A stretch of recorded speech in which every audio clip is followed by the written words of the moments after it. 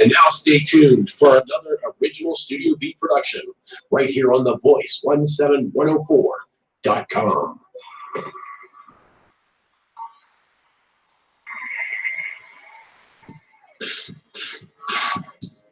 Live from the Voice17104.com Studio B, it's the Ron Chapel Show featuring news, conversation, and entertainment. Now, here's the host of the show, Mr. Ron Chapel.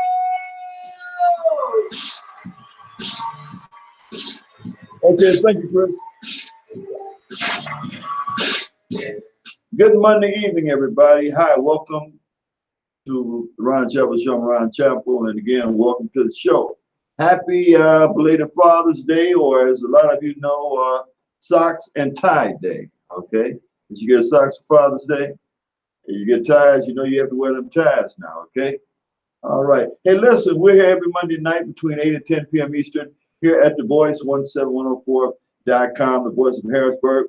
Tonight we have a very informative show, so I want you to tell your friends, text your friends, and tell them to tune in.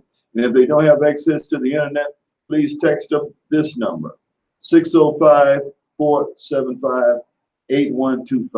All right? That number is 605-475-8125, and they can listen to the show over any phone from anywhere in the country. We're also broadcasting on YouTube. Right now, let me say good evening to the engineer of the program. He is Reverend Christopher Thomas. So good evening, Brother Thomas. How you doing? Hey there, Mr. Ron Chapel. It's always an honor, brother, to be back behind the side of the microphone again during the Real Rap with Ron Chapel show. I'm doing well, brother. Thank you for asking. Okay, folks, we have guests in the studio that we'll be bringing to you shortly. Chris Thomas? Yes, sir. Let's get started. Let's get it cracking, brother.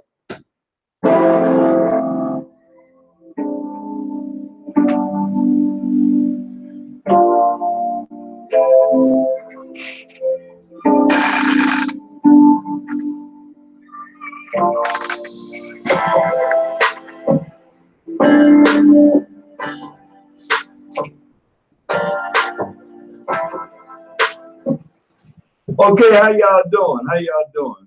All right, okay. Yeah, Father's Day was yesterday, and so a lot of you had an opportunity to show the father in your life, or maybe perhaps the mother who had to play the role of father, just how much you appreciated them with some token gifts, okay? Now listen, if you're in the Harrisburg area and you didn't get a Father's Day gift for that loved one in your family, or the loved one that's close to your family, I have an idea for you. We have a sponsor of this program called 10 Toes Men's Shoes. Chris Thomas, do you have that commercial? Yes, sir, we do. Okay, let's hear it, brother. Man, let me ask you a question. Are you into high quality dress shoes? If so, then head right over to 10 Toes Men's Shoes. That's right, 10 Toes Men's Shoes. Brand new shoe store here in Harrisburg. They're located at 1421 North 3rd Street, right next to Riley. What about a snazzy, jazzy pair of leather sandals for your summer outfits? Well, you'll find those over at 10 Toes Men's Shoes. They have sizes from 9 to 14 triple E. And also, they can order shoes for you. You get them in less than a week with no shipping charge. Give them a call at 717-980-5933. That's 717-980-5933. They're open Monday through Saturday, 10 a.m. to 6 p.m. Looking for a high-quality, dressy pair of shoes? You'll find them at 10 Toes Men's Shoes. Let them know you heard the ad here on the Ron Chapel Show. Won't you? But then, why don't you? Okay, correction. The days are Wednesday through Saturday, 10 a.m. to 6 p.m. Go by and see a beautiful selection of high-quality men's shoes. As it was said, they have Amari, they have Stacey Adams, they have Giorgio Bertini. You find them right there at 10 Toes Men's Shoes. They're doing business here in Harrisburg, and they're also providing employment to residents in Harrisburg. So go by. If you did not get a Father's Day gift for your father, for your uncle, for your brother, you can find a gift, a nice gift right there at 10 Toes Men's Shoes. And as always, a free pair of socks with every pair of shoes. They also have matching belts. It's 10 Toes Men's Shoes right there on 3rd Street, right next to Riley. All right. Chris Thomas. Yes, sir. Yes, All right. sir. How was Father's Day, bro? Actually, it was not too eventful. Actually, we have our church services at 4 o'clock Sunday afternoon.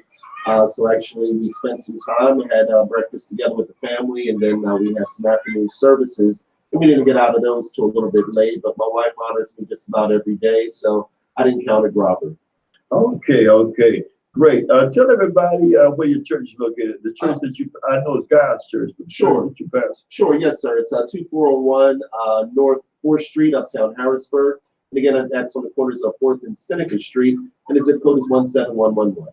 Okay, and the time of the service. Service starts at 4 p.m. on Sundays. Okay, folks, so you see, you have no excuse. You go out Saturday night, sleep too late to go to your regular service on Sunday mornings, okay? There's a service here in town that starts at 4 p.m. Okay, right there at 4th and Seneca. That's the church that Reverend Christopher Thomas, the owner of the station, is the pastor of. Him and his lovely wife, Reverend Melissa Hall Thomas. All right, and don't forget to catch their program called The Daily Saga. That's on Give Them the Hours, Chris Thomas. The Daily Saga actually airs live Monday, Tuesday, and Thursday, and that's at 3 p.m., sir. Okay, all right, good enough. Now, folks, a lot of you, we told you last week that there was a big move of the station that was planned for this past Saturday. Well, guess what? The station didn't move. And Reverend Christopher Thomas is going to tell you why. Chris Thomas. Oh, yes, sir. Actually, it's, with every closed door, there's always another open window, another open door that is soon to follow. Actually, we thought we had accommodations at another local nonprofit, but that door didn't open up wide enough for us to get through it, which we're not mad about. We still have a couple more weeks we can stay here till we need to transition potentially to the Shalom House there on Market Street in Harrisburg. Okay, folks. So, thanks for your interest, because I know a lot of you were concerned with contributing your time and also finance to help with the relocation of the station. But we're staying put right here at 15th and Dairy for the foreseeable future, okay? And if things change, we'll let you know, okay? We'll let you know. Now, I told Chris I was going to bring this up because Chris shared some information with me about a prospective location that the station was considering moving to, okay? And I understand that the person that was in charge of that location, whether it be the owner or the general manager of the location, wanted to allow the station to move there under some preconditions, okay?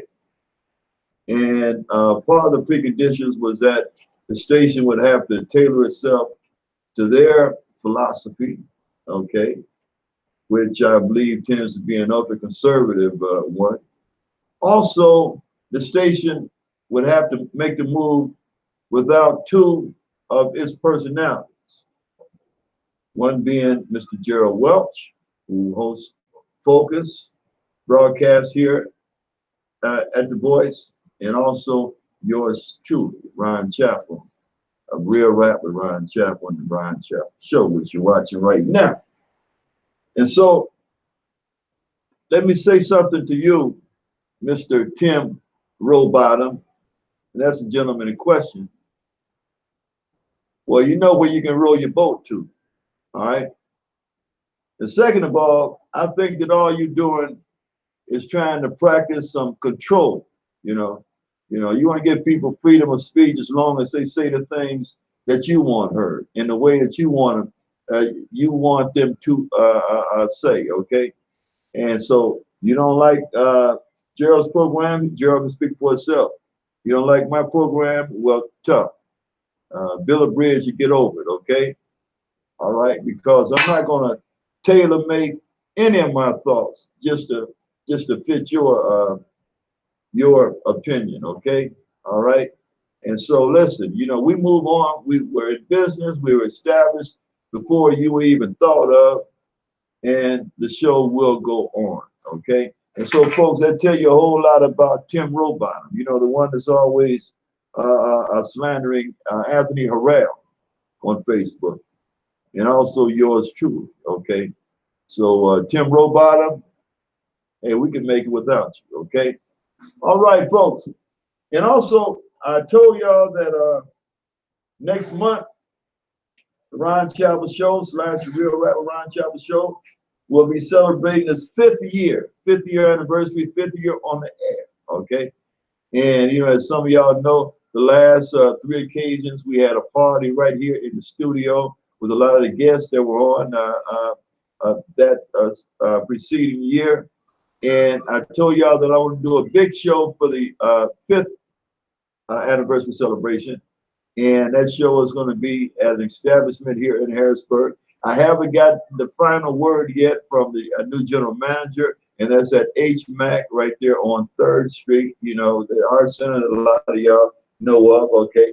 We're still awaiting the word because there was going to be some construction in and about the ballroom, and so the question was if that would interfere with our access to the ballroom. So I'm still waiting on the word from Mr. Patrick over there at HMAC. And also, as I told you, it's going to be an all-white party, an all-white attire party, okay? So you get a chance to come there and style, smile, and profile in your all-white attire, okay? Or your all-white clothing, okay? Also, along with that, we're going to have the show and a dance, okay?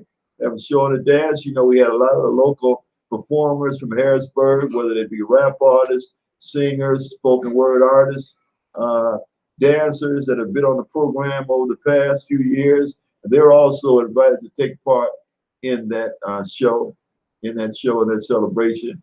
And as I said last week, you will be compensated. Okay, we're gonna respect the professionalism of your craft, and so you will be compensated, and a lot of y'all will be contacted soon. Okay, so what it would be in effect, it would be an all-white party, also recognizing the 5th year anniversary of the Ron Chapel Show. So we want to ask you friends and you sponsors of the program, if you want to play a part, you know the station here is under what, 501c3 status, Chris Thomas? Yes. Okay, so if you care to make a contribution, it will be tax deductible, okay? And so we appreciate any interest you may show, and we would like your participation. And I tell you right now, it will be a ticketed event, okay? But it's going to be a very, very reasonable cost, okay? Only $10. $10 admission, because as I say, we do have to pay performance, okay? And so we'll let you know more about that, hopefully, this coming Monday night. So stay tuned, okay? All right. Thank y'all so very, very much.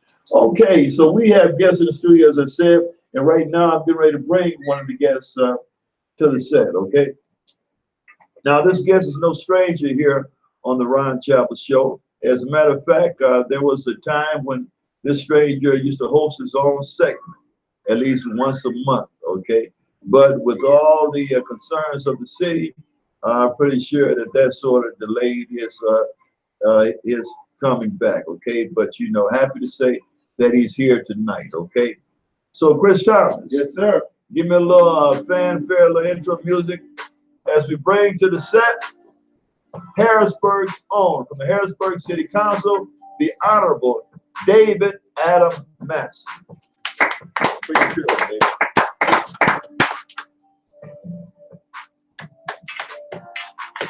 Thank you. Okay, welcome back to the show, Dave. Happy to be here. All right. Hey, Chris, you might have adjusted your camera a little bit. Bring your chair up a little closer, okay?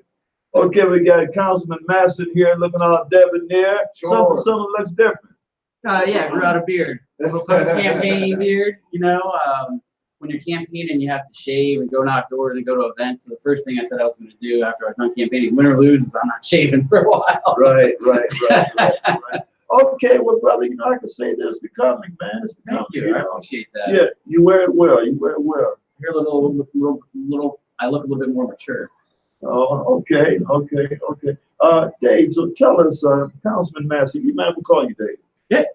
Okay. All right, Dave. So, what's the new buzz in the city? Okay, first of all, are there any new council members?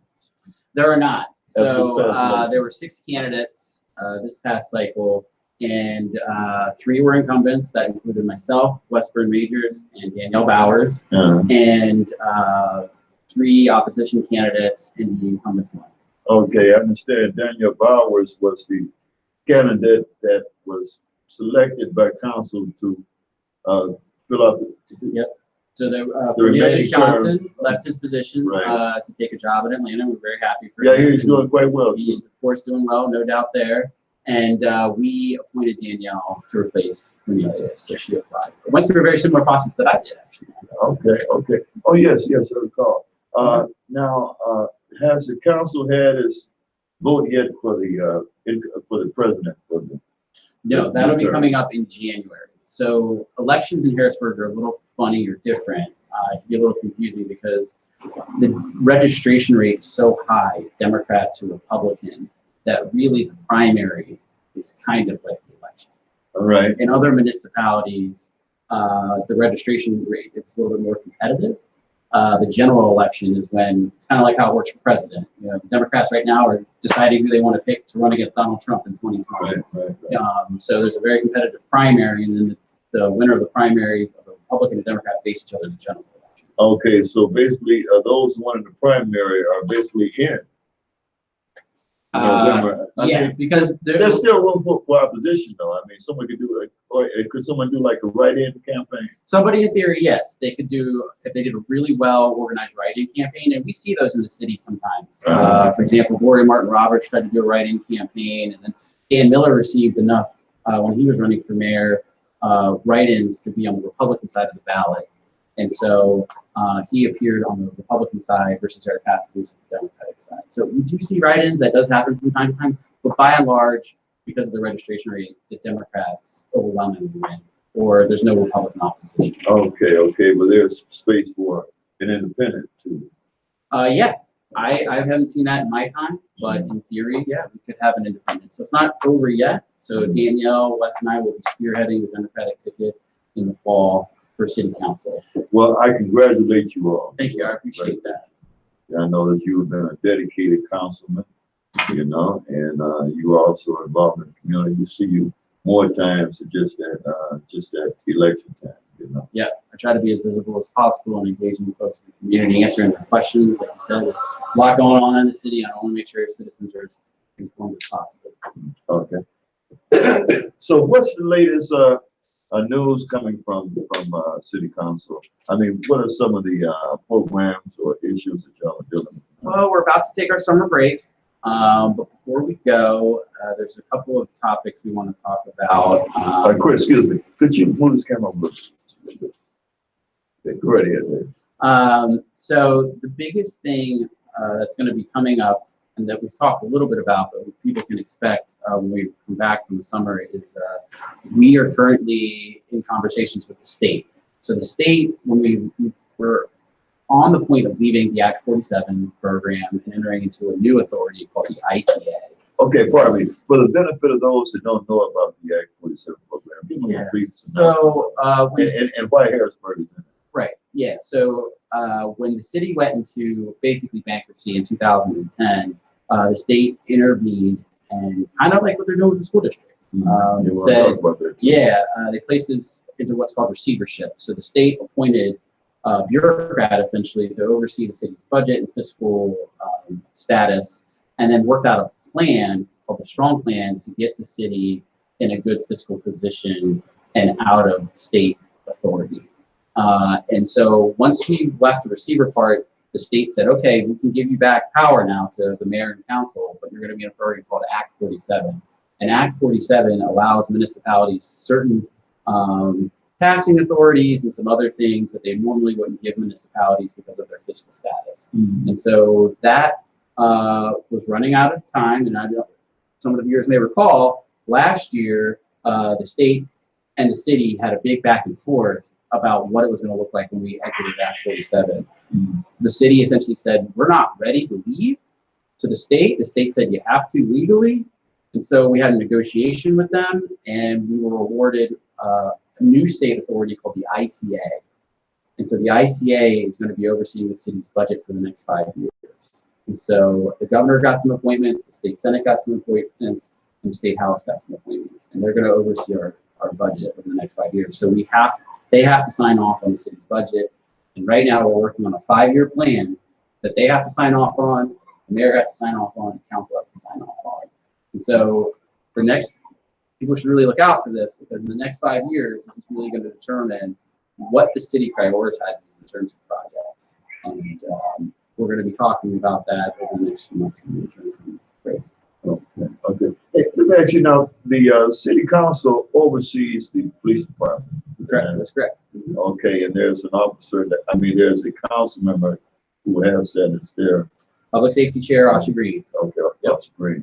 Now, I read recently that the city has had a hard time keeping officers. There are a lot of people applied there's been people that have applied to the Harrisburg City Police, and they've gone through the academy and they've learned all the ins and outs about being a cop. And then they take that training and they go someplace else. Yep.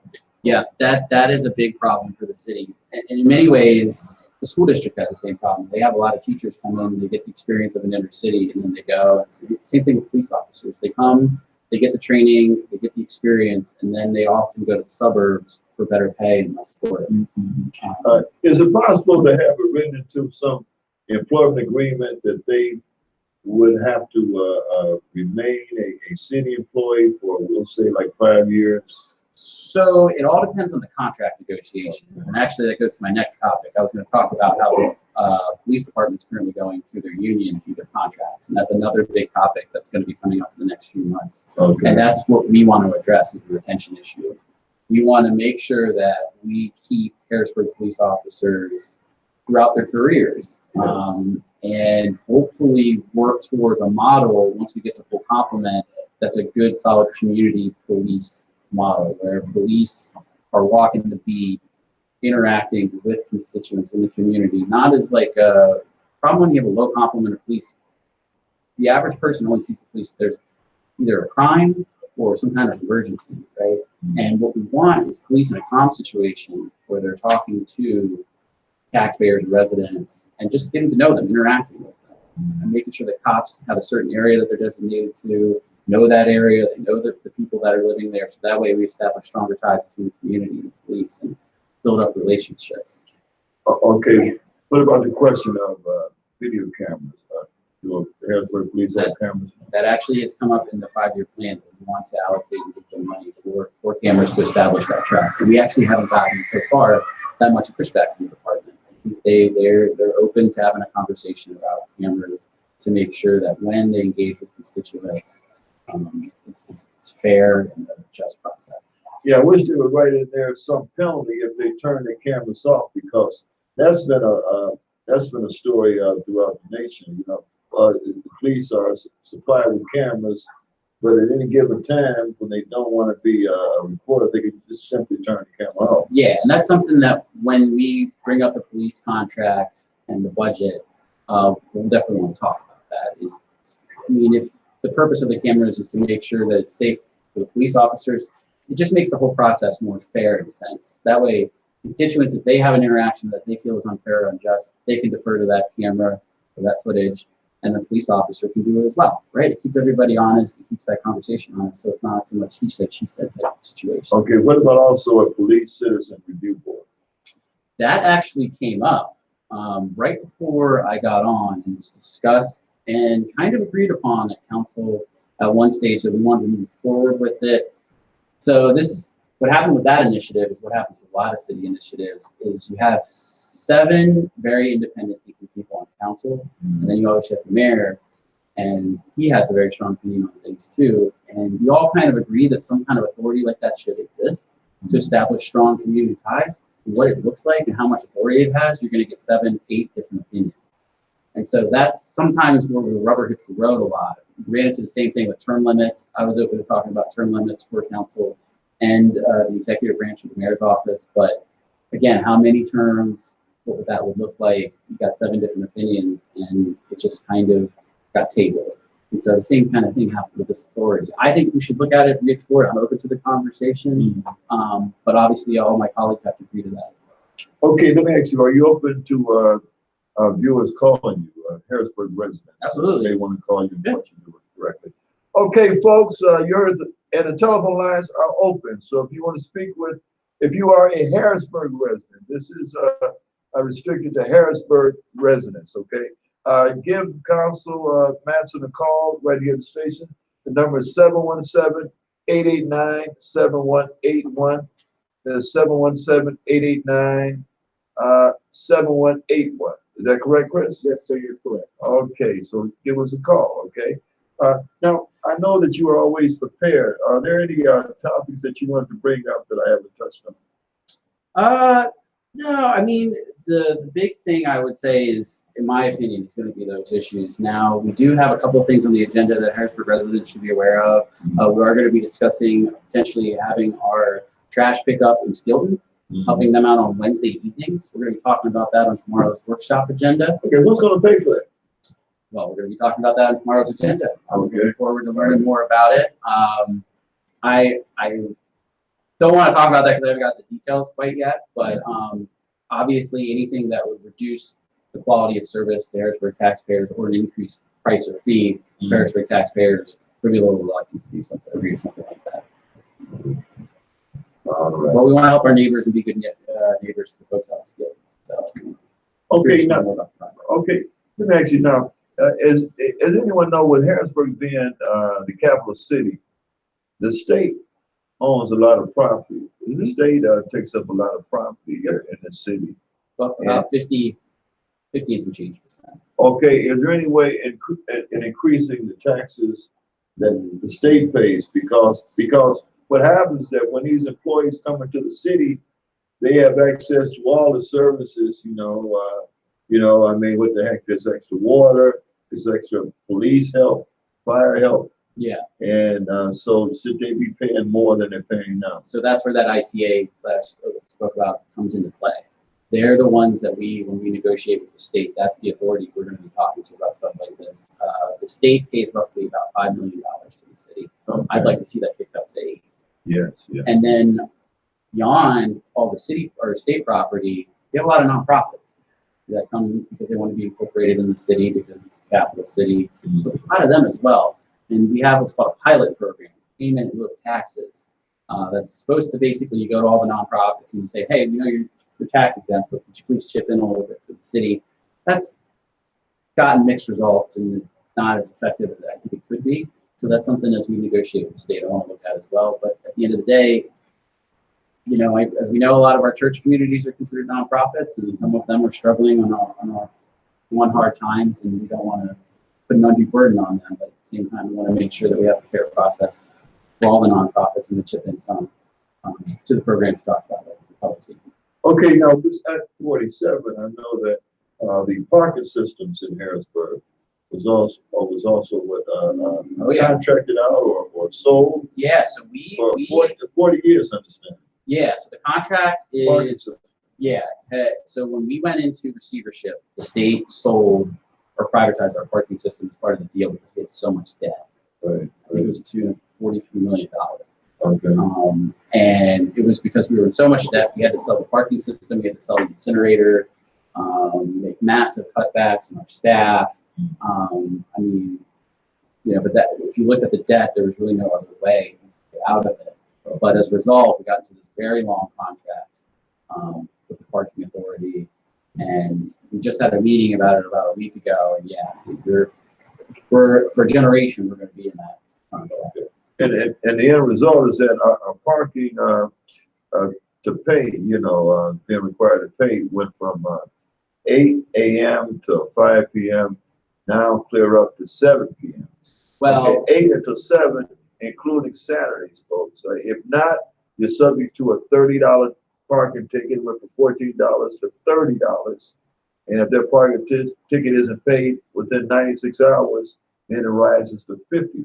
Yeah. Okay, but you were speaking earlier about a new parking app that a lot of folks may not be yeah, a aware lot of people may not know about this, but we have our parking app, our parking mobile app, and if you type in LUV or Love Harrisburg, HBG, it'll allow you to get free parking for about 3 hours downtown on Saturdays. So that's Saturdays only. And then we did get a change from State Street on in the downtown area where it's free parking after 5 p.m. Okay. So we were able to get a concession there through negotiations and things like that. So we got some concessions there. It's going to be ongoing. This is a very complicated legal agreement. I've taken a look at it myself. I'm not a lawyer, but it is multifaceted. We're not going to change it overnight. We're going to have to get small incremental changes. But the more downtown improves, the more parking they get, the more we can hopefully extend happy hour parking into the Midtown area. Okay, now, this is your third term, is it? No, this is, I am finishing, I feel Jeff Baltimore's term. So at the end of the year, I'll be at the end of my 2-year term. Okay. Well, I know, I mean, as much as. Maybe third year where, Right, as much as we see you out there as involved as you are, it seems like you've been there a lot longer. Okay. I got some more gray hairs. So. This committee do your chairs. Community and economic development. Okay, which encompasses. Well, small businesses, workforce development. Really, I mean, it's really the leisure of the chair what they want to do with it. I prioritize workforce development because I do a lot of that in my day job. Labor liaison for the Capital Region United Way. So I work a lot with underemployed or unemployed individuals to get them connected to certified apprenticeship programs within the organized labor community. So building trades, we have a big trades deficit coming up. All the baby boomers are retiring, and we don't have that next generation of electrical workers, plumbers coming up through the. So a lot of people that are recently unemployed, maybe they got laid off at a retail job or their factory job got outsourced. I mean, these are prime candidates to learn these skills or trades and get into the workforce again and get a good career sustaining job. Okay, if someone wants to apply for one of those schools, or could they contact you? If you contact me, what's the procedure? They could. The best way to do is go to CareerLink.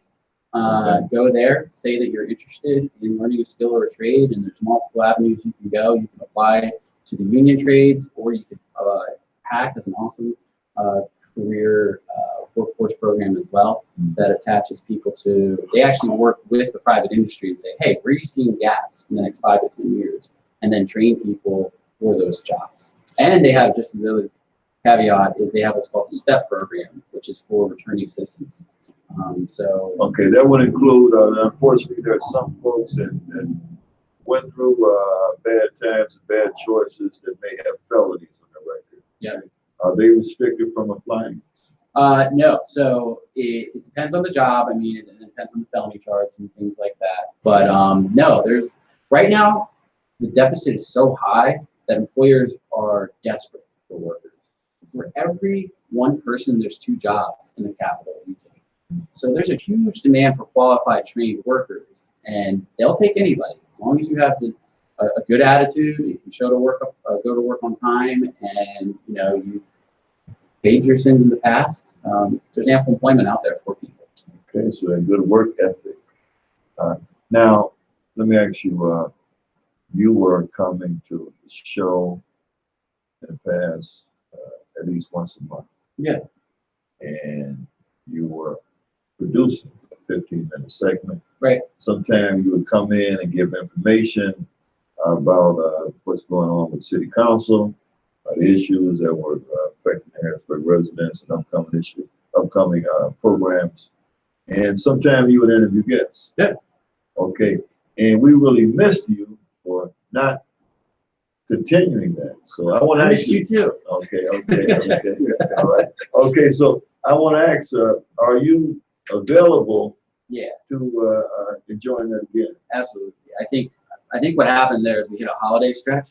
Okay. And then I got into re-election mode, and then I'm a little sensitive to that because I feel like if other candidates are running, they should be right.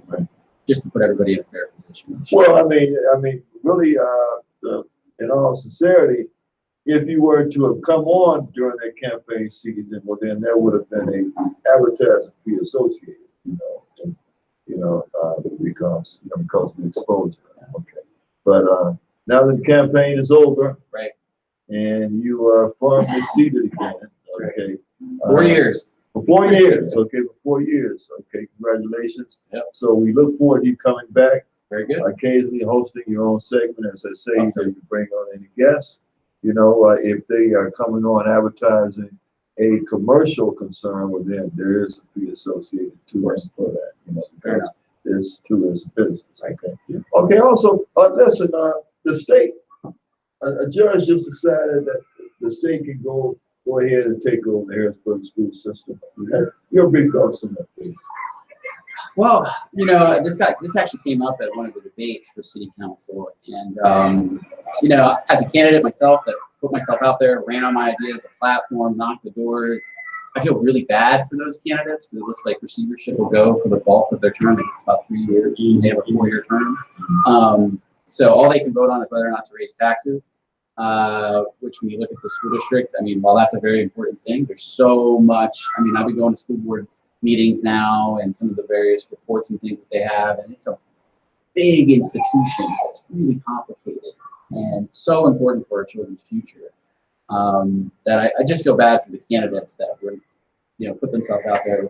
The people chose them, and now for the bulk of their term, they'll have very little say in the process. Yeah. Lisa should have been given a chance. You know, one side of me say that the seated board and the superintendent failed Harrisburg students. Okay, I don't know if that's fair to say or not, because in full disclosure, I have not been able to attend Harrisburg School Board meeting for months, you know, primarily because of the show.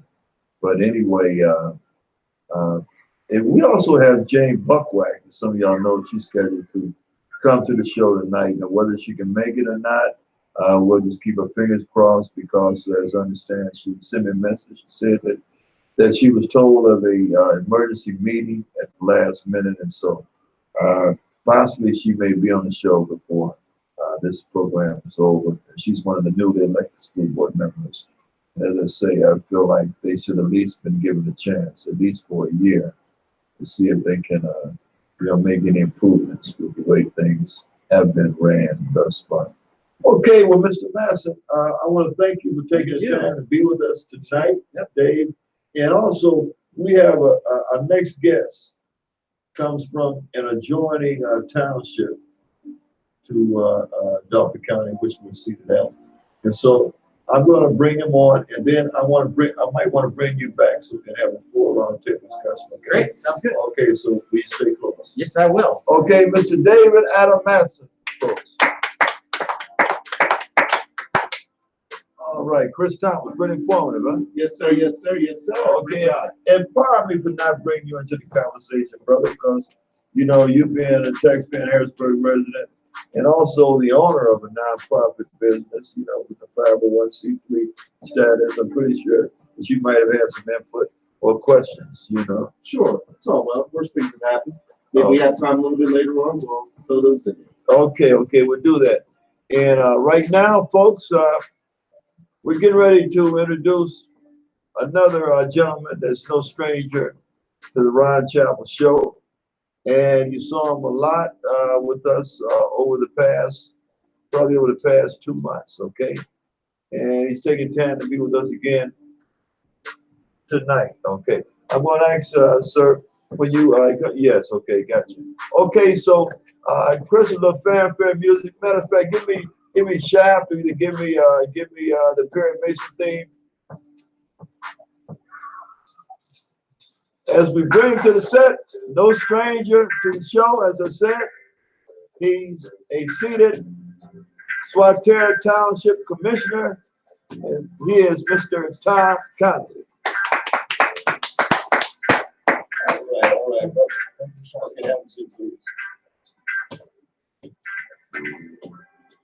All right, brother. All right. This is Tom Conley, folks. All those blue and white campaign signs that y'all saw all over the county. And this is the gentleman that's responsible for those signs. This is Mr. Tom Conley, currently Swatara Township Commissioner, and no stranger to this show. All right. Well, thank you for having me. And unfortunately, I was not successful in my bid for Dauphin County Commissioner. I congratulate all the winners. It's very nice to follow Harrisburg City Councilman Dave Mattson, and at some point, maybe later, we'll have a roundtable discussion, but I'd also like to congratulate him on his victory. And that goes to all the candidates in either party that were successful in the primary election. As I said, I was not. I'm hoping that The 4 remaining candidates will pick up some of the issues that I talked about. And I think for tonight, some of the issues that you raised with Dave, I wouldn't mind discussing some of those, if it's okay with you, on Well, how you're we a have guest, brother. cross municipal agreements. The council, so council. Okay. Okay, and so you know what? I'm gonna invite Dave back over shortly. Okay, not right now. Dave back over shortly, because Dave also mentioned, I think, a round tables, and we have a round table, folks. This thing is round. Okay? You know, I'm no mathematician, but it looks round to me. Chris, round table. I believe so. All right, turn it in. Okay, so yes, but so what's happening now after the election time? Well, I was in a unique position that I'm already a commissioner, and I'm in the midpoint of a 4-year term. Okay. And it's my second term in Sweater Township. So I completed a 4-year term where I was elected in a ward similar to Susquehanna Township that they do sometimes in the suburbs. So it was a population area of about 3,600 people. For my second term, which I'm in now, the boundaries and the rules of the election changed, and the number of commissioners was reduced. So there were 9 wards in my first election, and I represented the second ward, which starts right as you leave the city. When you go over 29th Street from Derry to Paxton, Right. or when you leave Paxton Street and hit the Paxton home on 20th Street, and then it continues down through the Paxton Street corridor, the Tech Port, and Eisenhower interchange. So I represented that area for 4 years as one of 9 commissioners. And then in my second election, which I'm currently in that term now, I ran township-wide. So Sweater Township has estimated right now that we have about 26,000 residents. So we have a little bit more than half of the city's population. I think the city's coming in around 50,000, upper 40s. So we're growing. I think in the next census we'll be a little higher. But now I represent the entire township because I ran in a township-wide election. I'm fortunate that for part of the first 3 years I was the vice president of the board. The term we're in now, this is my second year as president of the board. How about that? How about that? Thank you. Sure. Yeah. So you were elected president by your colleagues. Yes, and it's a unique situation that I'm the only elected Democrat on the board. Oh, is that right? So the remaining board, Talking about walking across the aisle. well, the remaining members of the board are 4 Republicans. We work well together on most issues, even though we may not agree on everything politically. But I always said when it comes to police, potholes, recreation, codes violations, there is no Democrat, Republican issue. There's no independent issue. And I have noticed in the township, I didn't get a chance to look at the numbers in the countywide election. It seems like the independent number is rising. I think more people are disenfranchised with the 2 parties. And I think in Sweater Township, we're about 21 to 23% third party candidates. And just to, again, follow Harrisburg City Councilman Madsen's committee, I chair public safety in Sweater Township, and I also chair recreation. And since we have 5 commissioners, we changed from having 3 commissioners on a committee to just a single commissioner. And as the president, I'm kind of the de facto second member of every committee. Okay. Okay. Let me ask you, first I want to congratulate you and applaud you on running a clean campaign. Okay. You know, one of the opponents you went up against is one I'll probably tag King George Hardwick, you know, because he's so well established in this county, and you know, it seems that a lot of the local politicians, business owners, sort of gravitated to him for reasons that some know and some don't know. But what is your relationship with them now? I think your opponents in a race was George Hardwick and also Diane Bowman. Do y'all have y'all seen each other since? And do y'all get along? I have been fortunate enough. I will say this may come as a surprise to some of the viewers. In the past, I have campaigned for both of those individuals. Okay. At least 2 times, I campaigned and supported Commissioner Hartwick, and very well may be the case again. I mean, right now we have a situation where there's 2 Democrats against 2 Republicans. The Republicans actually control the county.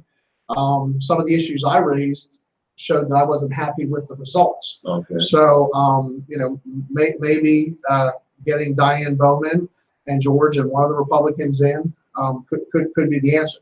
But because I'm in local politics, I cross paths with all 3 of the county commissioners at various things. And it takes a completely different tone and look, and we cooperate on certain issues. There's times where we may not agree, but overall there's a hierarchy. And I think when you said King George, maybe it could be considered a term of endearment. He's been in 16 years. Obviously enough people like what he's doing, that he was successful in the campaign. Diane, who has run for other positions and held other positions, was actually the high vote getter. The Democrats have about a 5,000 voter registration edge in the county. So if everybody comes out and votes, It's conceivable that we could have we could have two commissioners. Democratic commissioners. And both of them could win. Right, we could see Brad Kaplinski, Tim Butler, Cole Goodman, and Bridget Whitley all win based on the number of registered voters. Now, before everyone gets their hopes up, I will say this. The Republicans have always held the majority, and they hold the row offices. And to their credit, I think part of the reason is they are much better at getting their voters out in the election. So you'll have more registered Democrats, but overall you tend to have more Republicans vote. And I think in this election there could be crossover appeal between the current commissioners on the Republican side. Commissioner Haste and Commissioner Priest may have some appeal to Democrats on issues that they thought were important. Diane Bowman and Commissioner Hartwick could have some crossover appeal to Republicans that support them. But I do think that this time, with the voter registration edge going to the Democrats, that the independent voters who don't vote at all in the primary, so they're not even on the radar, they could actually swing the election. Okay. Now, also, when you were running, you had a relative, your daughter was also running. Okay. She was also on the ballot. And I understand that she won the primary. Yes. Now, she was unopposed in the primary. Okay. So we expected her to win. She was the high vote getter. And Shayla Ellis. Shayla Ellis, she'll be running for a commissioner seat in Swire Township if she is successful in November, because it's a little different once you leave the city of Harrisburg.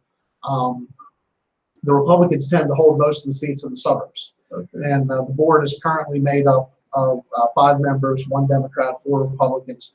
So she'll be in a slate where there will be 3 people on the Democratic side of the ballot against 3 on the Republican side of the ballot. So she has a very competitive race where traditionally and over the years, it would tend to favor the Republicans, although in the last cycle, I was the high vote getter with 2 seats available. There were 2 Democrats, 2 Republicans.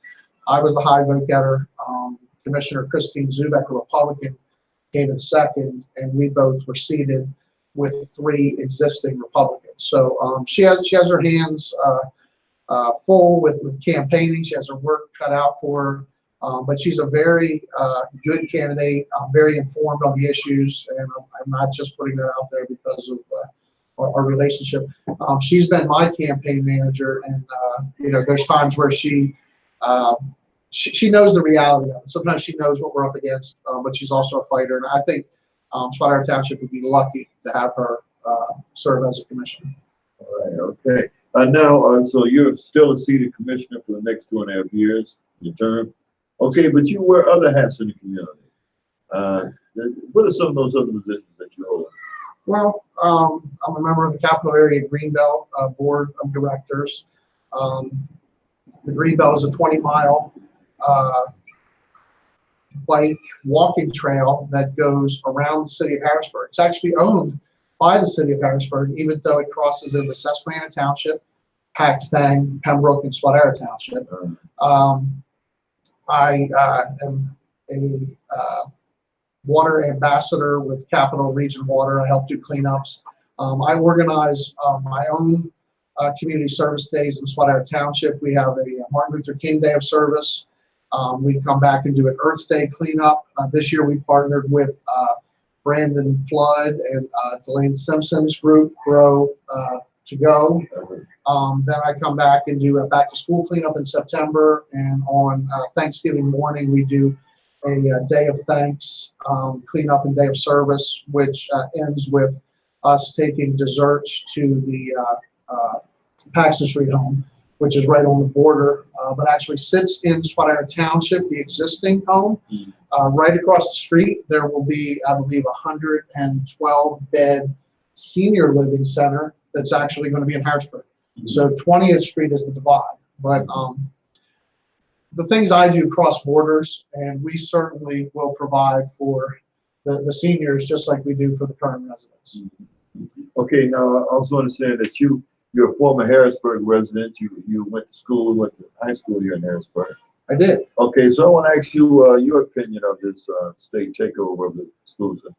Well, I feel like the local government level is the level that's closest to the people.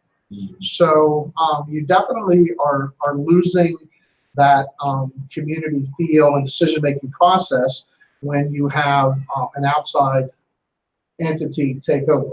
So it's not something that I would be, interested in or supportive of in most cases. In this particular situation, I can see the argument for both sides. You have a situation where the results aren't as good as probably anybody would want, including the existing school board members. And then you have a new group of members who may not get the opportunity to make the improvements that they want to make. Ideally, there would be some middle ground that the elected board members, current and the ones that will be seated, could be involved in the decision-making process.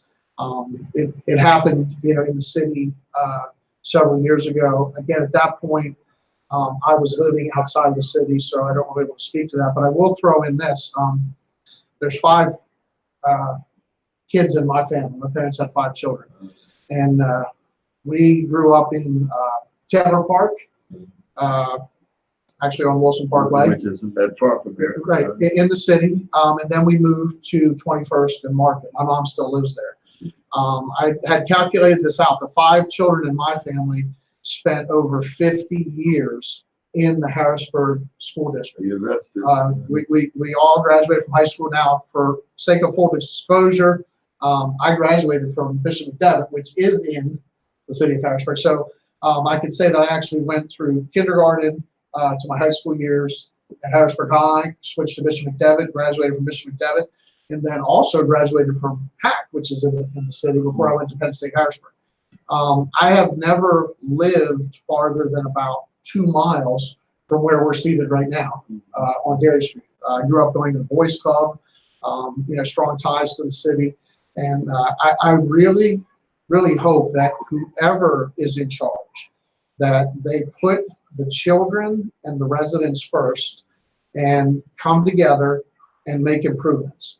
Because it's been an overwhelming issue where people that have school-age children tend to look for other options, whether it's private school or they leave the city. And a lot of those people really care about the city. And I'm one that, I moved outside of the city, but kept a lot of the ties here. My parents had options to move. They never did. And my mom, she's still there. I'm not sure what's going to happen as she gets older. But we've had a home in the city of Harrisburg for well over 50 years. And, myself and my other family members would like nothing more to see improvements in the school district. All right. Okay, Chris Thomas, let me bring you to the conversation, brother. Sure, love to come in the conversation. Tom, thank you again for your support during your candidacy to the Ron Chapel Show and also to the station itself. Very simple question. How can our listeners and viewers get in contact with you and stay engaged with what you're doing around the community, bro? Well, this is probably the best way is through Facebook.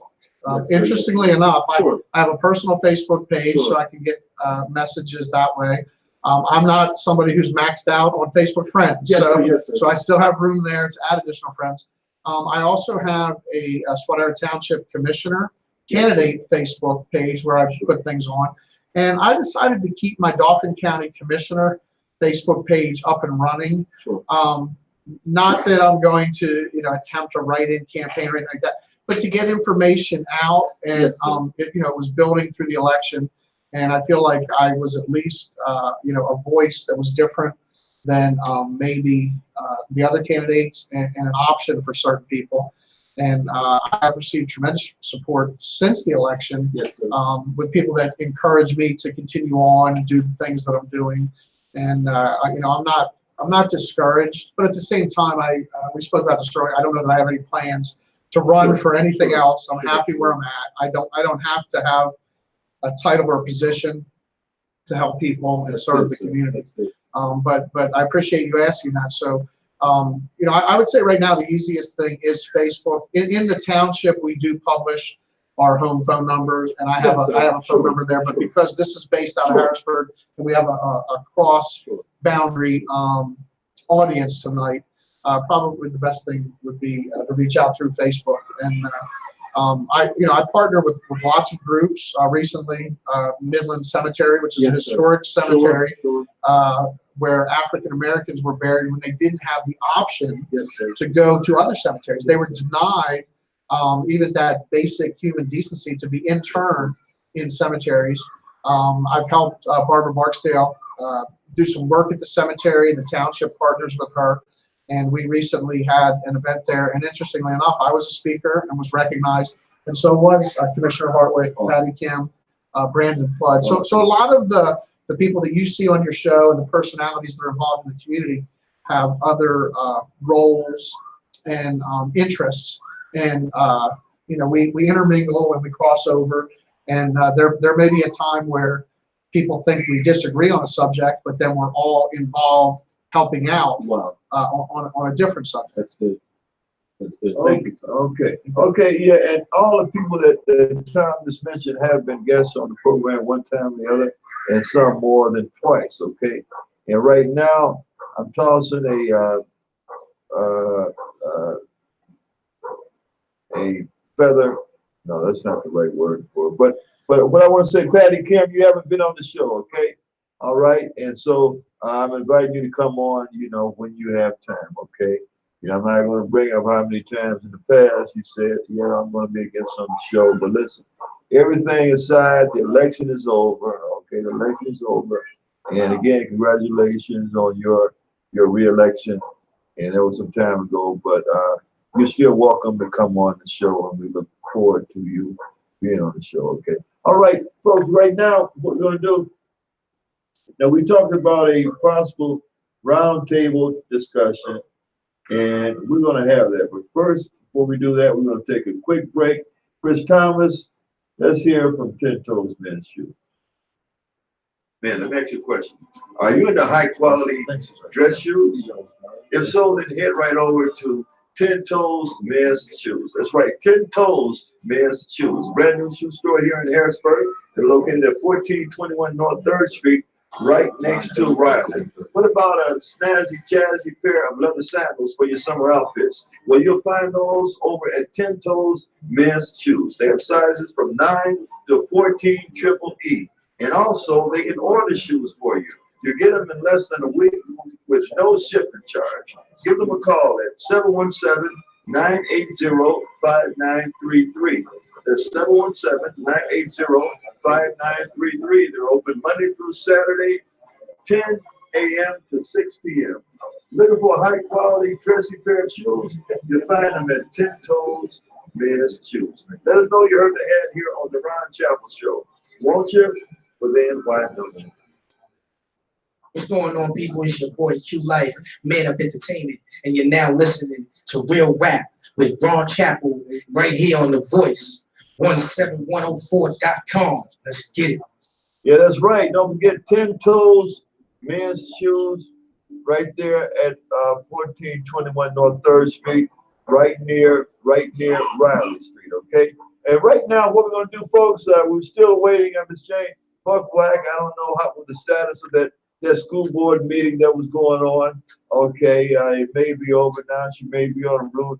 I don't know if she is coming, but then we're going to stay additional time. But right now, you heard me interview and talk with Councilman Dave Masson. We talked about a segment that he used to host, that he used to produce when he would bring guests and also give us an update on what's happening with Harrisburg City Council. Okay, now he hasn't been here in a while to do that, and you heard the reasons why.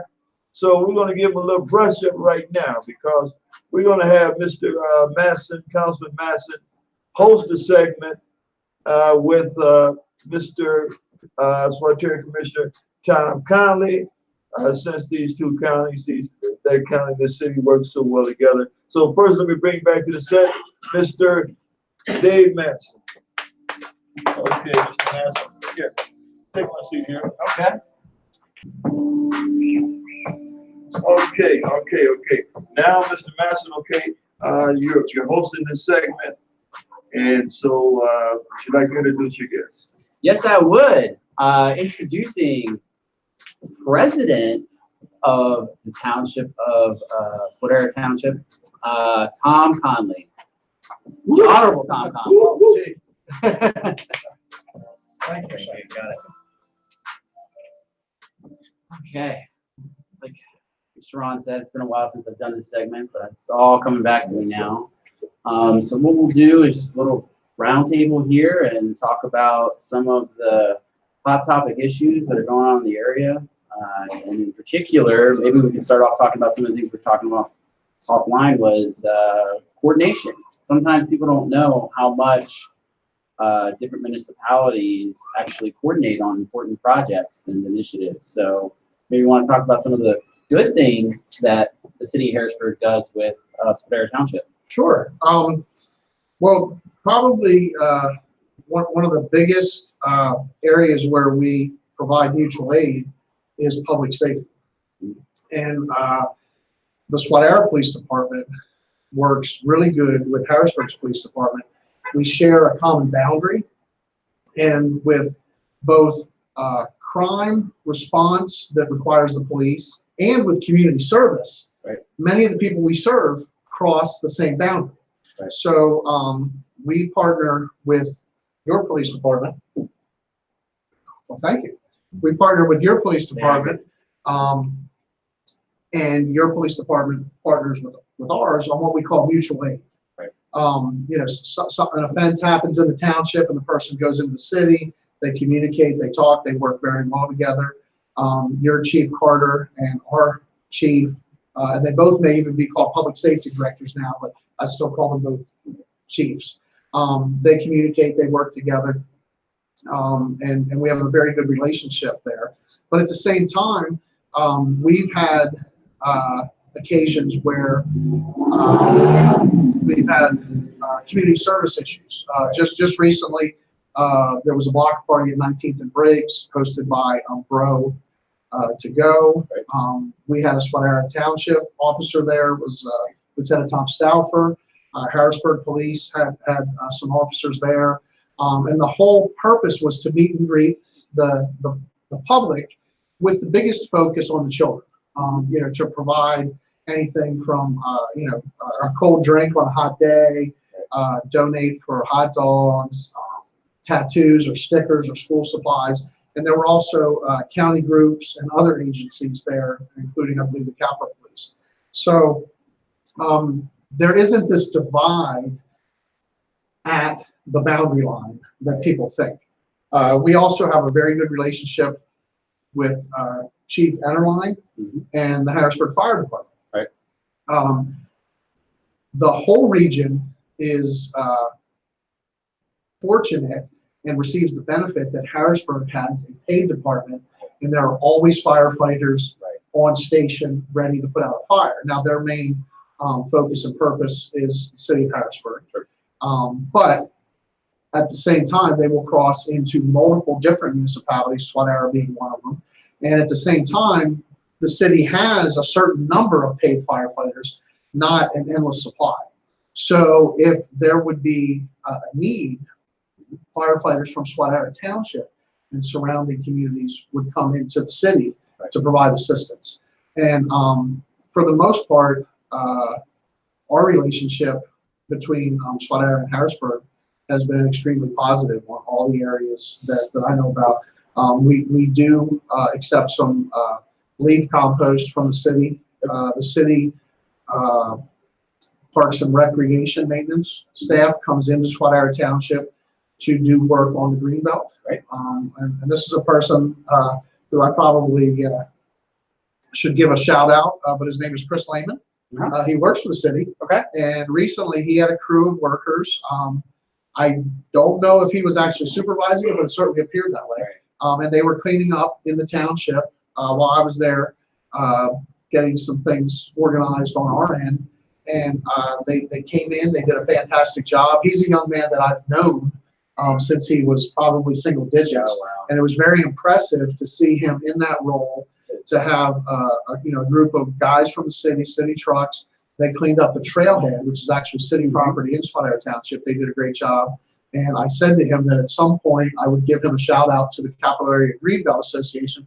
They don't meet until Wednesday. So Chris Lehman, I'm giving you a shout out tonight. Good job. And Good job, the Chris. entire Thank you for your crew, service. the entire crew that was with you. Right. Yeah, that's as a matter of fact, we're doing shout outs, and people often don't see the people behind the scenes that get up early in the morning and stay late at night to make all these basic government functions happen that are in our day-to-day life that we don't necessarily notice it, but boy, we notice it when it's gone. You know, if we don't get that snow removal, if that trash doesn't get picked up, and it's tireless public servants like that go out and make those things happen every day. And I don't think they get enough credit. So I appreciate you. And while we're giving credit, I just thought about this. I know every person that's on Harrisburg City Council, some better than others. And whether it was through my role in Swadara Township or other things that I've been involved in, I've had some interaction with them. And each person is just a quality person that certainly brings a lot to the table. Yeah. And this is something that Ron had asked you in the earlier segment. And if there's any way that Swadara Township can help with this, we have a Citizens Advisory Board. Oh.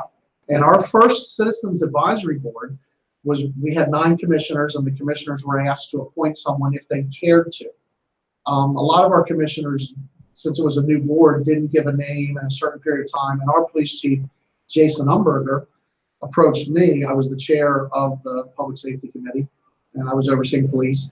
And he came to me with the name Kelly Summerford and Gloria Martin Roberts, among some other names. Yeah. They were city residents. Yeah. And they served on our very first Swadara Township Citizens Review Board. And I still consider them kind of de facto members. If we needed to talk to them, we could. But they served out a certain period of time. And when our political structure changed and we had 5 commissioners, the commissioners were then asked if they wanted to make an appointment. Right. And of course, at that point, each commissioner selected someone from the township. So we brought in the original board, and I'm not naming all of these, but those 2 stand out from the city. Right. And we actually gave them like a proclamation and a thank you at a Swadara Township Board of Commissioners meeting. And from the president of your council, you know, all the way through all the council members, I see you on Harrisburg Channel 20, and I'm impressed with local government, the question and answers from the public, because I field that too. Now, our meetings are not televised. I would like at some point if they were, but it's pretty interesting. I spent half my life living in the city of Harrisburg and the other half in Swadara Township, so I feel a strong tie, and I just feel it's a very competent board. Yeah. And I knew you before you were on the board. Right. And I certainly support you in everything you do. And I think you're a great addition. I think you're doing a good job. So if there is anything as you get closer to making that step.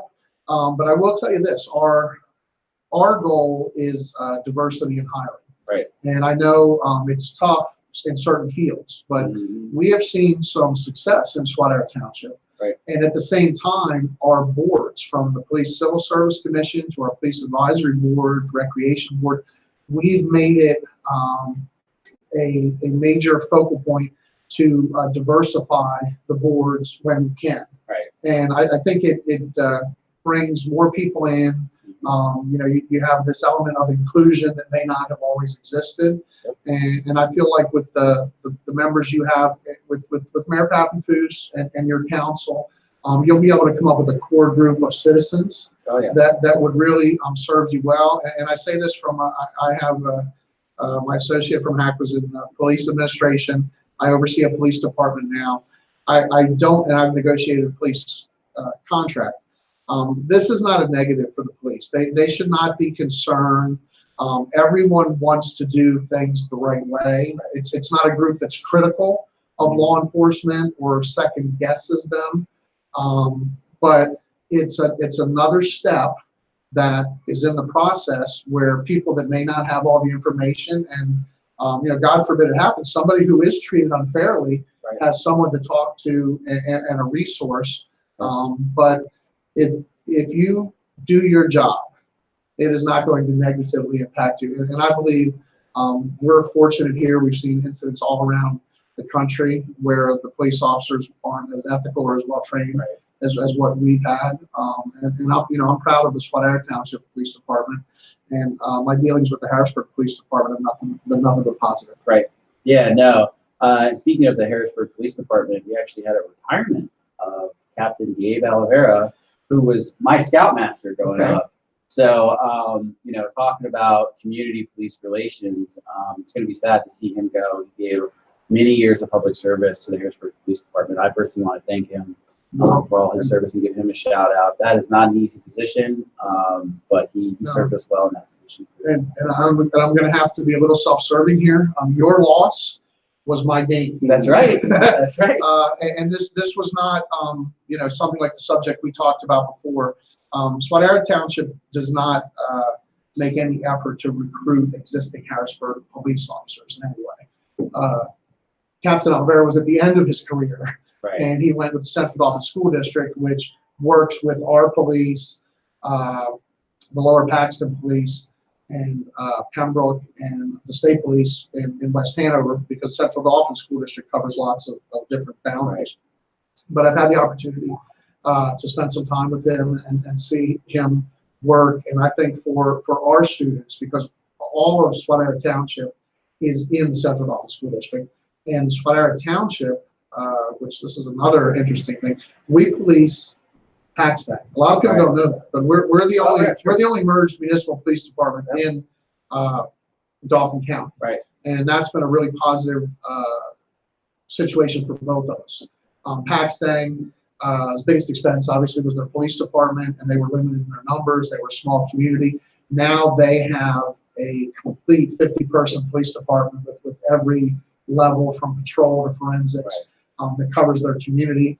And we then get a payment for that service that isn't nearly as much as what they would have paid to do it themselves. Right. But we will be working with Captain Oliveira on some projects we have, because our school crossings and buildings we have in the township are patrolled by Swatter Township police officers, which leads me to another unique situation. The Steelton High Swatter School District has their buildings in Swatter Township. So our police in Swatter Township actually provide safety to students from Steelton High Swatter. So there's a lot of regional things in play here. Right. And, nowhere in there would I have thought about stopping at a certain boundary line and saying our service or your service can't cross the line. So going back to the city of Harrisburg, we're open to any cooperative agreements that we can add, and the ones that we have are working out well. Yeah, we've worked together on obviously open to the conversation. I'm sure my colleagues would be as well. So No, it's going to be, it's an interesting time for municipal government in Pennsylvania because, as you know, many surrounding municipalities are entering into a problem with legacy costs or pensions. A lot more people are retiring and taking from their pension than workers that are paying in, and that's putting a big strain on the taxpayers. And I think we're okay in Harrisburg. We've been steering through that pretty steady. However, some of the surrounding municipalities are struggling, and they're starting to have to privatize a lot of services, which can be good or bad. I'm not totally anti-privatization. It's a good fit for that municipality, but at the same time, what I'm seeing is they tend to be a little bit more expensive rates over time. Like at first, they kind of, when they privatize the service, it comes in at a fairly low competitive rate. Popular people like it, but then steadily it just kind of climbs. And so I think to avoid that, working on these, keeping public services, local public services, and working in consolidation with other municipalities, we can avoid a lot of that. No, I agree, and fortunately in Swatter Township, we've had 6 consecutive years without a tax increase. So we're doing pretty good with the legacy costs, but as time goes on, the number of retirees will continue to increase. We're in the middle of we're 2 years into a 7-year contract with our police department. And that's something that we look at. We want to provide the best for our citizens. Absolutely. But at the same time, when we're negotiating, my position is that I'm negotiating for the citizens. Yep. So I want the service to match the best that we can get out of it. But at the same time, I don't want to burden or overtax the taxpayers. And we've been very successful with the mix of keeping both happy. I mean, we fortunately we're not losing our officers. When we get them right now, they're staying for a career. And I think at some point, as the city addresses some of the financial issues, you'll be able to improve some of the conditions that those police officers are now leaving for. Whether it's pay or benefits. But they're definitely appreciated. The Harrisburg police officers are definitely appreciated. It's obviously the largest force in the county, and we know that crime goes both ways. It spills out of the city and it spills back into the city. And I have nothing but praise for the job that they're doing. So, Chief Carter does. I have a follow-up question going back to the Citizens Review Board. Yes. Doing the research when we were talking about it on council, what triggers a lot of these citizen review boards is some sort of incident, right? There's in Pittsburgh, for example, there was a shooting, not unsimilar to a lot of shootings we saw on the national news, where an officer shot a young person, and it was, not ideal circumstances. There was a big trial involved, and afterwards, I believe it was the federal government came in and looked at Pittsburgh's Department of Justice came in and looked at the Pittsburgh Police's police department and recommended that they have a citizen review board. What was Swatera's process? Was there an incident like that triggered it? Well, there were several incidents, but none of them happened in Swatter Township, fortunately. Ours was we were changing the way we police our community. This happened under Chief Jason Umberger, who was very progressive, and just by age and several other factors, we started to see older police officers leaving. And at one time, the police officers were more, let's just say they were more capable of dealing with bad situations and criminals than they were at dealing with community service issues in the general public. They were definitely more authoritarian. Not saying that that we have any problems in Swatter Township, but we were switching to more of a community-based police initiative across the board. Right. That we wanted our police out on bikes, we wanted them in the community, we wanted them to do community events. So at the same time, there were some national issues, including Ferguson, that got attention in the news. And we talked about it with the elected officials and the police chief and some of the higher ups in the police department. And we said, you know what, we want to invest in a system that would minimize any type of problem should there be a terrible incident in Sweater Township, and we have not had one. And we looked at the lack of diversity and the lack of input from the public and the way we controlled. And overall, we switched to a community-based policing initiative throughout Sweater Township. And that put us, I like to say this, what it did is it took us from a situation where we had at one time 45 police officers to where we have 26,000 police officers right now. Our community is involved with us. They trust us. And what we did is we looked at the board and we wanted that diversity. We wanted citizens. We wanted people from different backgrounds to be able to address any issues. And to be honest with you, everyone gets complaints, but we haven't had a serious issue that has blown up in our face. And we're in our second cycle with the citizens. It's basically called the Citizens Police Advisory Board. And it's a very diverse group. And when I say diverse, whether it's ethnicity, age, background, area of the township now, and that way we feel like we have our finger on the pulse of the community. Right. And we have excellent officers, and we've made a commitment to try to make our police department and our boards match our community. Right. And it's certainly no secret that the suburbs of Harrisburg, if you go around through Steelton, Swadera, Susquehanna, Paxton, Pembroke, the diversity is really increasing in those communities. No, I think I saw some economic data essentially saying that the two parts of Pennsylvania that are getting younger and growing population-wise are South Central PA, our area, the capital region, the Philadelphia area, metro area, and Pittsburgh metro area. A lot of other areas, maybe some areas that have the natural gas industry are kind of doing okay, but ours are going to grow and getting more and more diverse, which goes back to the conversation we had before about whether or not Democrats can take the county this year. And I'm sure if you followed it as before, I was on the elected official. I was president of the Dauphin County Young Democrats, so that's how Tom and I first met, 6 years ago. And we're involved with mobilization efforts, and we're seeing that Democrats are getting closer and closer and closer, and we're kind of following the same trajectory that some of the Philadelphia suburban counties followed that were strongholds for the Republican Party, like Delco, Delaware County, just flipped recently. So we could be following that similar trajectory, and it just could be a matter of time because of the diversity that we're seeing in the region. And it is important outside of the city to build up kind of a team and a bench of candidates that are Democrats, because they don't really exist. A lot of municipalities are either predominantly Republican or all Republican. They don't have Democratic elected officials. And their demographics are changing and the number of Democrats are rising. But at the same time, I want to be clear, just because you're a Democrat doesn't necessarily mean you're always going to be the best choice. I would like to think that you are, but we need good people seeking those seats. And then, I would love to see a full slate of Dauphin County row officers where the Democrats were competitive the whole way through, top to bottom.